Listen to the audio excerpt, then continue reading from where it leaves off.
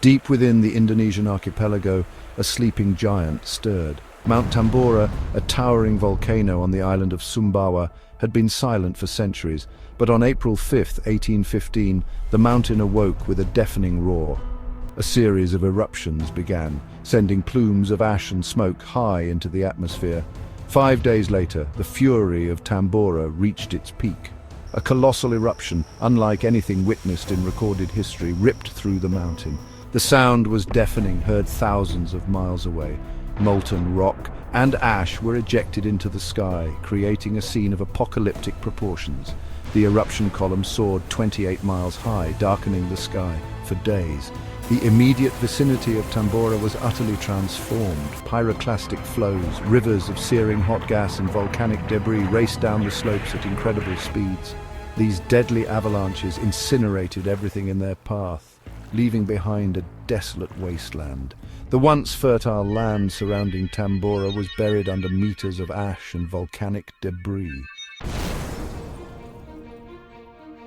The eruption of Mount Tambora was a catastrophe for the people of Sumbawa and neighboring islands.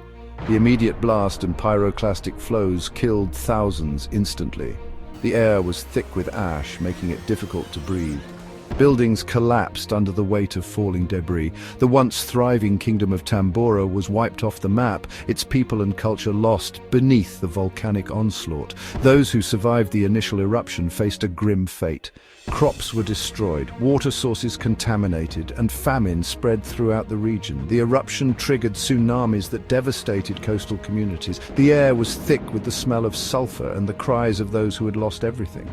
The scale of the disaster was immense. An estimated 10,000 people perished directly from the eruption and its immediate aftermath. But the true death toll was far greater, as tens of thousands more succumbed to starvation and disease in the following months. The eruption of Tambora stands as one of the deadliest volcanic disasters in human history. The impact of Tambora's eruption extended far beyond the shores of Indonesia. Millions of tons of sulfur dioxide were injected into the stratosphere, where they formed a veil of sulfate aerosols. These aerosols acted like a giant sunshade, reducing the amount of sunlight reaching the Earth's surface. The following year, 1816, became known as the year without a summer. Global temperatures plummeted, leading to widespread crop failures and famine across the northern hemisphere. The skies were often overcast and strange weather phenomena were reported. Snow fell in June and rivers froze in August. In Europe, the effects were particularly severe. Food shortages led to riots and social unrest. The price of bread skyrocketed and many were forced to the brink of starvation. The year without a summer highlighted the interconnectedness of the global climate system and the devastating consequences of volcanic eruptions on a global scale. The eruption of Mount Tambora had a profound and lasting impact on human history.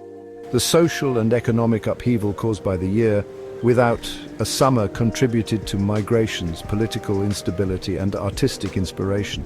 The eruption also spurred scientific advancements as researchers sought to understand the causes and consequences of such catastrophic events.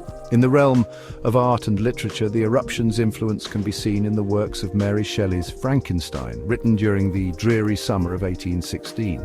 The novel's themes of scientific ambition and unintended consequences resonated with a world still reeling from the eruption's aftermath. The eruption of Mount Tambora serves as a stark reminder of the power of nature and the vulnerability of human civilization. It highlights the importance of understanding and monitoring volcanic activity to mitigate future disasters.